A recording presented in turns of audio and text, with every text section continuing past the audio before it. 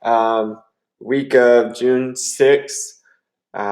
Today we are kind of resetting our back squat cycle and spending time in what is known as a tempo back squat with a pause at the bottom. The reason we're doing this is because when we were building up heavy on the last cycle, when we tested a couple weeks ago, I noticed that we still had a bunch of people even people that have been squatting for a while, just not super comfortable in the bottom or not coming out of the bottom as fast as they could be. So, which means that they're lacking some sort of muscle recruitment.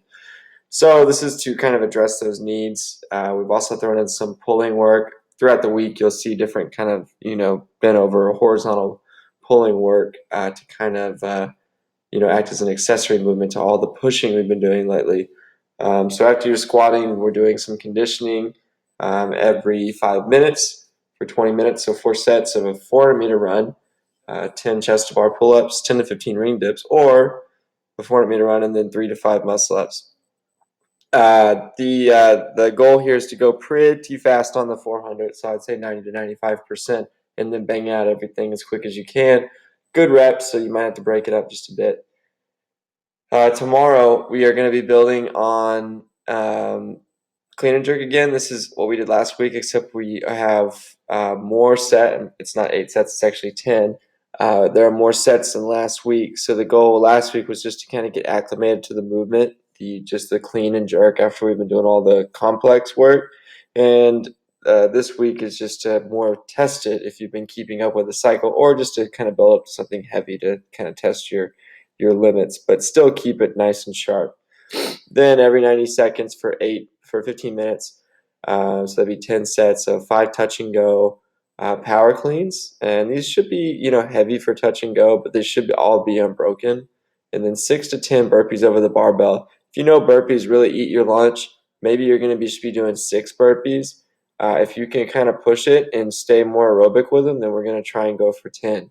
Right? The goal here is to kind of establish a breathing rate that you can keep and not let the movement tax you and not redline.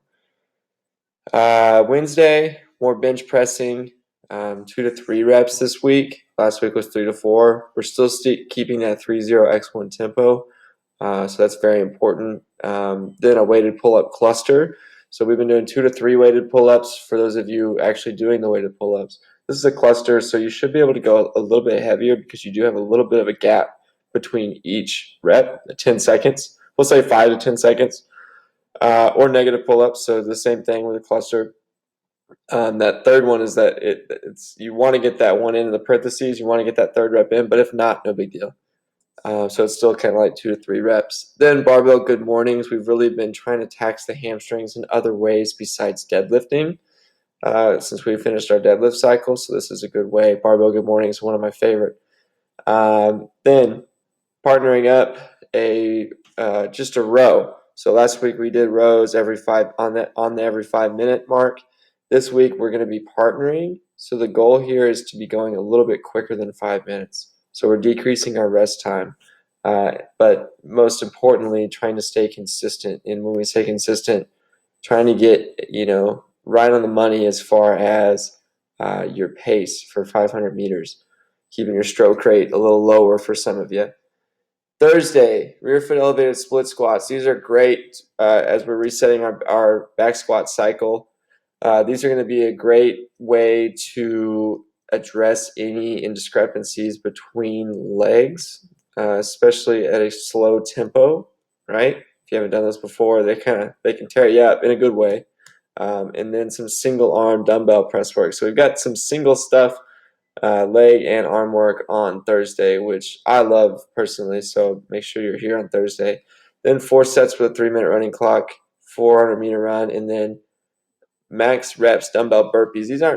These are, I guess you could call them burpees. I didn't really know what else to call them. I didn't want them to be man makers because I wanted them to be faster. So with a dumbbell, you're going to have do a push press, then pretty much kick your feet up, pull it up in a power clean kind of fashion up to your shoulders, and then go all the way overhead.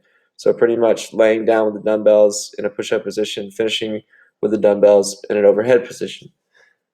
Resting 2 minutes between sets. So these are I think they're going to be pretty tough, actually. Then finishing off with 3 sets of bent over barbell rows, 8 to 10 reps. Again, we're throwing in a lot of pulling accessory work because notice we did pushing in part B. Friday, more snatch work. So last week we got the overhead squat off the rack. This week we're going to be putting it into a snatch complex, a snatch barbell complex with a hang snatch, a snatch, and then an overhead squat. The goal is to start at 60 to 65% and build to something heavy but sharp. B, AMRAP in 8 minutes, 5 power snatches. They don't have to be touch and go, but if you're using lighter weight, please don't crush your plates by dropping it from overhead. 7 toes to bar and 9 box jump overs. So a little spicy 8-minute AMRAP, and then 3 sets of partner-assisted glute ham raises. The coach will show you what those are, but it's just another way to tax your hamstrings. These can get really spicy as well. And then 20 banded pull-aparts. Another kind of accessory work to go along with all of our pulling. So that's it. Regular schedule on Saturday. Our barbell class that we had this past Saturday was pretty awesome. We had a lot of people there. Built up to a heavy clean and jerk. So this week it's going to be snatch. So if you know that you need to get into the gym and work on these Olympic movements, please join us. Anybody's welcome to come to that 10 a.m. barbell class. Yeah, that's it. I'll see you guys at the gym this week. Have a good one. Bye.